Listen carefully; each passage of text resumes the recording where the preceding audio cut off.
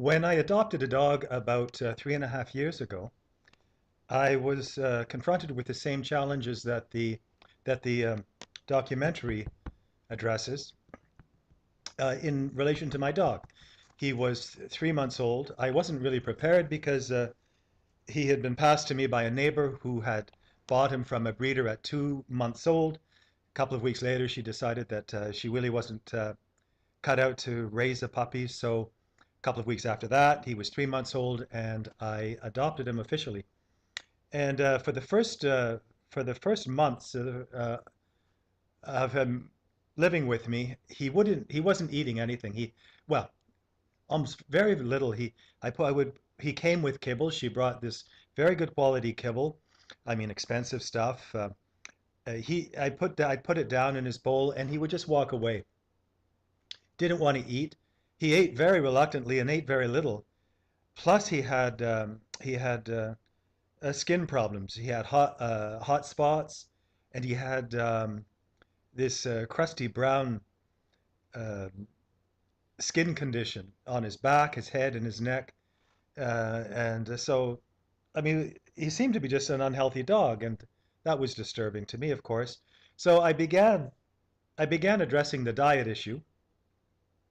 Uh, and the first question that I asked was really the question that the documentary, The Magic Pill, begins with, and that is, at least from the point of view of my puppy, it was, why is it that wolves, a close cousin of dogs, living in a natural state, don't seem to have these problems, and just don't have these chronic diseases that our dogs have, that are in our care. So all of these allergies, I mean, I looked around and the dogs in my neighborhood had, owners are constantly talking about their dog's allergies, allergic to this or that. Um, Obesity, I can see that they're obese or they're overweight, and the cancer rate is high. And so I went back to the diet. Okay. What do dogs eat in the wild? There were a few, I mean, wolves, and I modeled his diet after that. There were resources to help me: Ian Billingshurst, Steve Brown, and Karen Becker. Uh, and so I created, I prepared his meals at home, raw meat, which varies from day to day, but raw meat, raw bones, and vegetables that I prepare a few days in advance and mix in. Once I did that, and once I got that smoothed out and right, after for 3 years now, he's been eating everything I give him. He loves it. He eats really well, and he's happy, healthy, and he's never had any more health problems, no more skin problems. Everything's cleared up. So that was my first. That that was the first time that I had really considered the issue of ancestral diets, and in relation to my dog, and it worked out really well. I heard a spokesman from Monsanto last year defend the use of genetically modified organisms and biocides by claiming that, and I'm pretty sure the quote will be accurate, Mother Nature is a formidable opponent. Mother Nature is a formidable opponent. So if nature is our enemy, then who are we? Obviously, we have to place ourselves outside of nature in order to be able to fight a war against it. And I think this is the key fallacy of our modern world, the notion that we are separate from nature. And if we're wrong about that, and we are part of nature, then we have declared war on ourselves. And that is, for me, the paradox of our modern world. If we win, we lose. And that is exactly what is happening. And by meaning, if we win, winning means that we destroy all habitat.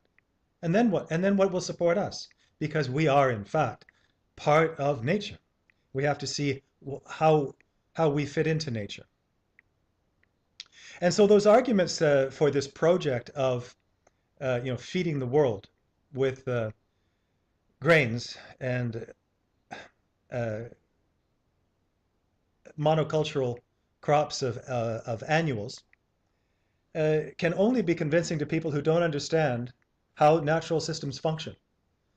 And that includes farmers who are practicing annual monocultural production with or without GMOs and biocides. It includes urban dwellers who don't think beyond their experiences that food, our everyday experience, that food comes from the grocery store. And these are purely intellectual arguments that pick up uh, the issue somewhere in the middle, that don't go to the source of the problems. I'll give you an example. It includes people with the best of intentions. And so this example will be of a friend in the neighborhood whose dog played with my dog for a couple of years. The man is exactly my age. He is a professor of information technology. And so when we met in the park to let our dogs play together, we would talk about a range of subjects. He was, and we were both deeply critical. We found that out early on of agribusiness. It was his real pet peeve. But it had led us, both being critical of agribusiness, it led us in opposite directions and to opposite responses, very different responses at least. Um, but he was okay. Well, I'll give you his position, and but I'll just say in advance, he wasn't dogmatic about this. We we were there talking together as long as our dogs would play, and he was open to uh, challenges to his arguments. And so he had become vegetarian for moral, environmental, political, personal reasons. Moral, environmental, personal, and political reasons. Vegetarian. And by the way, this was on the advice of his doctor because he had a heart condition, and he was gaining lots of weight. Um, I also was having problems with my health. I was gaining weight as well, although not as serious as he was, but it was settling in my abdomen, visceral fat. I wasn't enjoying I wasn't enjoying exercising anymore. My cycling, tennis, and uh, and running. Uh, and also, I had inflammation, chronic inflammation of the Achilles tendon, a Charlie horse, recurring Charlie horse. So, I was starting to think that my active life was coming to an end. And, I was only in my early 60s. Well, you know, so I thought that's what happens. Well, he was exactly the same age. We're both now 63. So his arguments are promoted by vegan activists, and they have penetrated our culture. They're the same arguments that agribusiness corporations like Monsanto use to defend themselves. You can hear them everywhere, and they go. Some of them go like this: cows contribute to global warming by producing methane, as well as by being responsible for the destruction of rainforests to make way for cattle ranches. And so the grains that go to feed animals destined for slaughter should instead be fed to humans. And factory farms are inhuman, and he didn't want to collaborate in those atrocities. Now, we agree on some things, but the framing of the whole issue, I thought he was framing the whole issue wrong and not getting to the source of the problem. First, uh, for me, the problem is with agriculture in general, with the whole system. Cattle are meant to digest grasses, not grains. So the argument that grains that are going to feed cattle in factory farms or not should instead be fed to people miss the point that herbivores shouldn't be eating grasses. And if we have destroyed, oh, that herbivores should be eating grasses, I mean that herbivores should not be eating grains in the first place.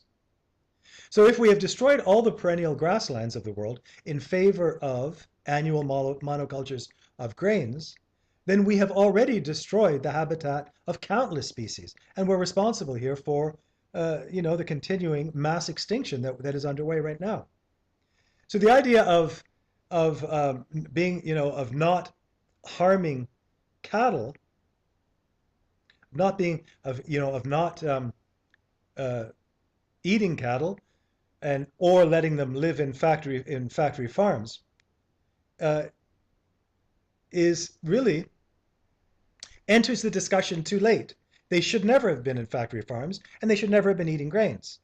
Now, um, and also, just by the by, if grains aren't an effective source of nutrition for humans either, then we've not only devastated ecosystems, but we have undermined our own health. Um, and the argument about global warming wasn't valid because, first of all, most of the land that's being clear cut for grain production is going to produce fuel. It's not to feed factory farms, cattle in factory farms, or pigs and chickens in factory farms. More to the point, tens of millions of bison used to roam the Great Plains of North America for millennia without increasing global temperatures. And that's not to mention all of the great herds of herbivores, of ruminants that lived on grasslands all over the world. Talking about wildebeests, elephants, um, antelopes. Okay, goes on and on. Uh, they they've been eating grasses and all over the world, and they've been eating grasses rather than grains.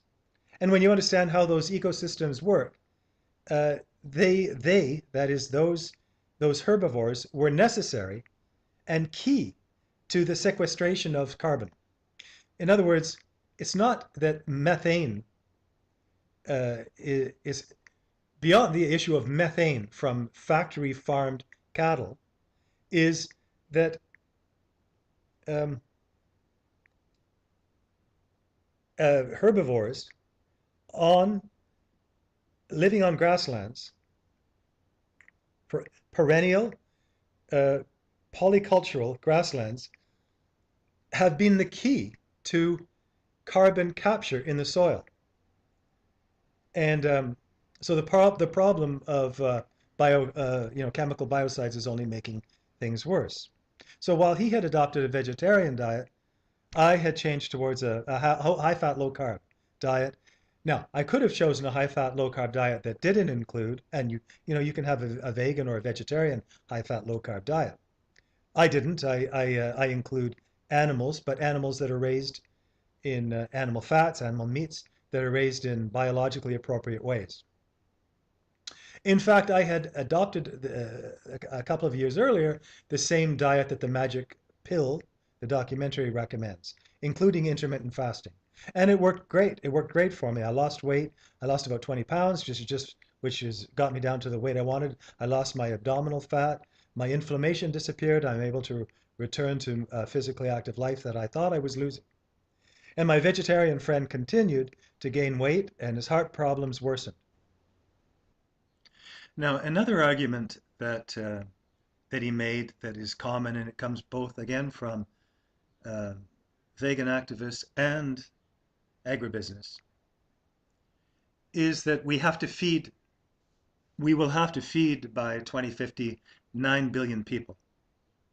And so how are we going to do it? And the only way to do it, apparently, is with genetically modified organisms, and in fact, the agribusiness model. Uh, so first of all, I would rephrase it.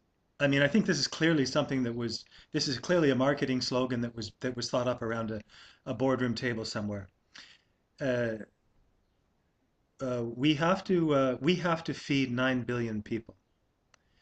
First of all, I think we really, if you want to be honest, I think that the original formulation was, we want 9 billion people to be dependent on us for their survival at a cost. Now, and then around the boardroom, they decided how they could make that sound marketable. Now, um, and then who's the we? Am I part of the we that's going to feed the 9 billion people? No, I'm part of the. Everyone is dependent. We are not feeding anyone. We're giving power to giant corporations who want to profit from us, to control the food industry. There's nothing we about it. It's not a collaboration, at least I'm not part of it. And if that was really the mission, if the mission was really to make sure that 9 billion people were fed, then why use the market? Why not work towards making sure that 9 billion people can actually feed themselves and and uh, and make food a human right or something like that, take it out of the market, make sure everyone is fed. That's obviously not the model that they're interested in, is it? So, um, and the other thing, why stop at 9 billion? I mean, if we are successful at feeding 9 billion people by 2050, well, that's great. Well, then there'll be 18 billion people a little while after that, and then there'll be, it'll go on exponentially. Why not say we have to feed 100 trillion people? I mean, as long as we can keep doing it, uh, there's no end to it. However, if it's framed differently, if you're really looking towards making living within our habitats, then the question of how you don't choose an arbitrary figure. This is how many people there have to be on Earth, because the more at some point the exponential functions crash to the ground. The real the real issue is how do we live, however many of us there are, how do we live in healthy habitats? So that's the real question. Okay, in the second part of this video of this series on the documentary, The Magic Pill, I'm going to pick up the question of agriculture and the agribusiness model of monocultural crops of annual grains. And we'll look at alternatives and we'll place it in the context of evolution, how our metabolisms, how our bodies evolved, and in what habitats. And so this will be a broad critique of agriculture.